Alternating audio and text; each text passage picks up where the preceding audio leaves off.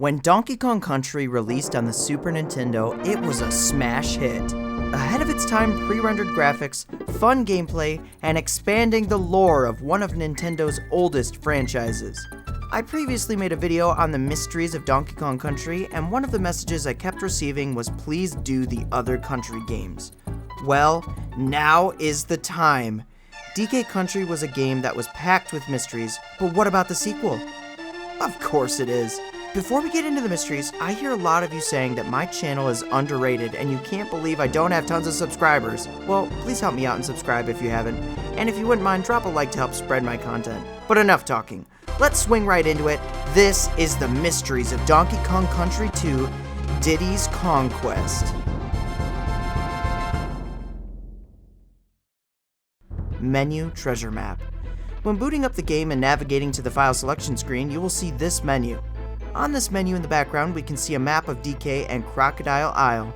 What's peculiar is Crocodile Isle has a giant X toward the top, and it says Treasure. To make it clearer, I cleaned up the image and we can look at it in its entirety. What is this mysterious treasure? After chatting with Steve from Rare Gamer, it seems like it was meant to point to where DK was located, which does seem likely, though I would argue we don't see DK until the very top of the isle. Could this be pointing out something else? It could be it was just a general top of the tower X, since Kremlings aren't that smart anyways. But to get even deeper, if you look at the bottom, there's a circle on both aisles connected by a line. It could indicate the path Diddy and Dixie take, but since we start on Gangplank Galleon, I'm inclined not to think so. Could this indicate a secret passage from one aisle to the next? Or at least, a connection? It's certainly interesting that the area it points to on DK Isle is the same area that contains Millstone Mayhem, which is a temple with mysterious Kremling imagery. Maybe it does connect. What do you guys think? Golden Instruments. In the level Hothead Hop, something peculiar can happen. If you take Squitter the Spider all the way to the end of the level, you'll see the sign that will make him disappear. But if you ditch him just before that and cross to the finish, when you complete the level, you'll get golden versions of the instrument you play, the boombox and the guitar. If you don't ditch him just before the sign, or you just do it without him in the first place, you get your standard instrument. Why is this? The game seemingly rewarding you for not making your animal buddy disappear? It doesn't happen anywhere else to my knowledge. Are these instruments special? Is there something mysterious about them? The DK coins. To get the true ending of the game, you must collect all the DK coins scattered across the game's levels by Cranky Kong. Cranky will give you a rating as a video game hero based on how many you collect. If you get them all and can defeat K. Rool again, you get the true ending where Crocodile Isle blows up and sinks into the water. But why did Cranky place these coins on the isle in the first place? Was it simply to test Diddy? I think that may have been an added reason. Similar to the reasoning where I thought in DK64 bananas were hidden in barrels around the island that only a trained Kong could collect. I think Cranky put these strategically down to lead us to the Lost World's location. I mean, he didn't do it for us, he did it for himself, since he has trouble remembering things. I mean, think about it. Cranky knows the island, Diddy and Dixie don't. We're flying blind, so we need some guidance, and Cranky pops up time to time to check in and give us some tips as well. He's simply killing two Kremlings with one stone, recollecting his lost coins under the guise of being called a hero, which Diddy seems to want to be validated in, and helping them navigate the isle to eventually destroy it. Cranky's working smarter, not harder.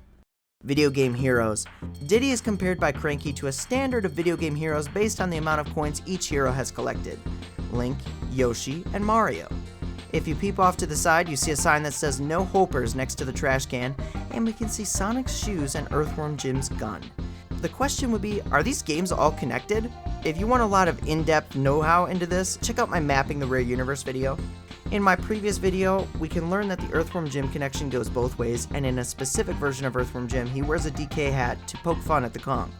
I like to think that if a game connection is reciprocated, it creates a sort of canon relationship between the characters.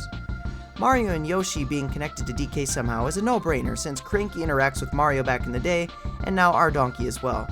With Link from Zelda, that opens up a bit more to New Horizons. I guess DK did race with him a bit in Mario Kart, which is much more exclusive than Super Smash Bros., which is another encounter, and I'm not counting as a connection. And then there's Sonic.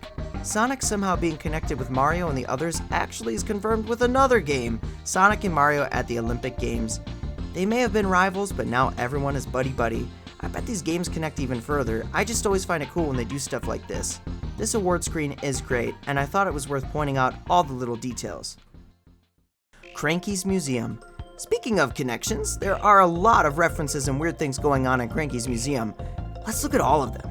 First, the Killer Instinct arcade cabinet in the back that is either for sale for $2 or takes $2 to play, though it seems like Cranky is trying to sell things. Also, there's a poster of Chief Thunder from Killer Instinct right in the middle of the room. And also, if you go to Kremland and look at the tent where Cranky's museum is, you can see a very interesting sign above it. Lots of Killer Instinct connections here. There's Winky the Frog in a display cabinet for $5. That's actually really sad. Peep the DK statue above the cabinet. A big Nintendo logo. A funky surfboard from the first game. A large SNES controller and games. DK barrels and minecart. The DK logo. The Rare logo. And probably the darkest part of this list, a Kremling's head mounted and for sale for $3. Cranky. That's really dark. All these references are really cool and you may see some, but it's worth pointing them all out. And this seems to confirm Killer Instinct exists in some form in the DK world and Cranky hunts Kremlings. Maybe that's why Kremlings hate Kong so much. The most powerful animal buddy. Of all the animal buddies, Clapper feels a bit overlooked. Really only appearing like 2 levels, this seal isn't even playable. But he does possess a crazy ability, Super Cold Spit. It's so cold in fact, he can cool down lava to swimming temperature, or he can freeze standing water. How does he have this ability? I feel every other animal buddy has an ability that makes sense with the species they are. Rambi hits stuff with his horn, Squawks flies and shoots eggs, Squitter shoots webs. But Clapper? He's a seal that has liquid nitrogen spit. This animal buddy certainly shouldn't be underestimated, and not to mention, in Clapper's Cavern, he appears multiple times. Is this one seal or an entire pack of ice spit monster seals? Very interesting. The Krocodile Kore. The mysterious power of the Kremlings located in the Lost World. What does this power do? It states in the manual that in the Lost World, it is the source of the Kremlings, and there is valuable treasure there. Is this mysterious power the origin of the Kremlings? The treasure all around it seems to indicate this is where they stash stuff. They keep this place heavily guarded for that reason. They also seem to use this energy to power their machines and such. But could this mysterious energy have actually created the Kremlings? I have a small theory connecting this to DK64. Perhaps this mysterious energy gave us Creepy Castle High in the sky. If you look at the true ending, we can see Crocodile Isle sink into the ocean. But we see the top blasted. We don't see it destroyed necessarily, but we see a fiery explosion. Perhaps this launched it high into the air, and with the bizarre energy of the core, it's holding it in place. I'll certainly be exploring a possible connection here a little more.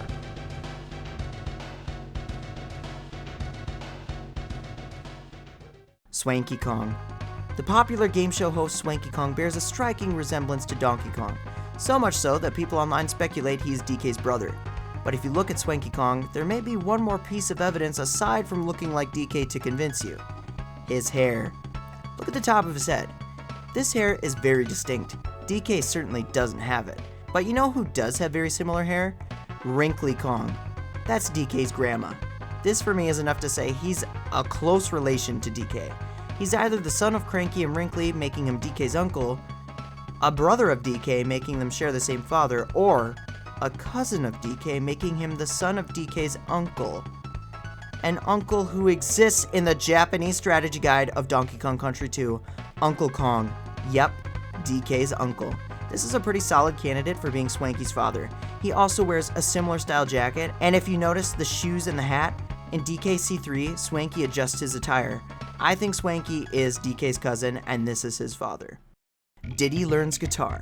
Fans of DK64 know that Diddy Kong can shred on his electric guitar, but that wasn't always the case. I believe he learned how to play from his girlfriend Dixie Kong. When completing a level and getting an item at the end with the switch, Diddy will bust out a boombox, sunglasses, and turn his hat backwards to dance in victory. Dixie Kong breaks out an electric guitar and shreds.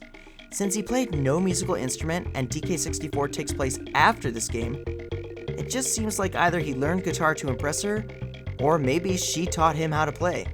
a small callback to his girlfriend who was not in DK64 and was in fact replaced by her sister, Tiny Kong. 1 coin to rule them all. For fun, I'm gonna tell you a little cheat here. Collecting all the Kremkoins is such a pain, but it can be easy. In Pirate Panic, you can get a special coin worth all 75 in the game. You enter K-Rool's cabin and do not collect the balloon. Walk out and then jump over these 2 bananas and collect the bananas on the barrels ahead. Go back into K-Rool's cabin while avoiding those 2 bananas in front again, and this time, grab the balloon. Then leave, jump over the bananas again, recollect the ones over the barrels, jump over the bananas again, re-enter, but this time you'll notice a Kremkoin appears, and this coin is special because it will actually max out your count. Now you can get all the levels in the Lost World. You're welcome.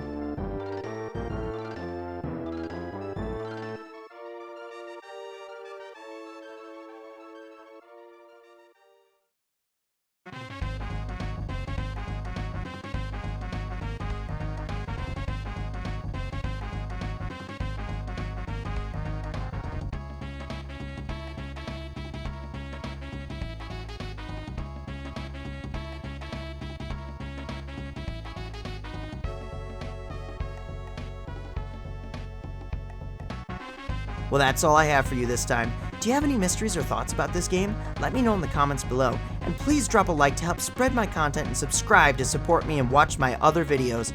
Until next time, have a good one. Jiggylookback!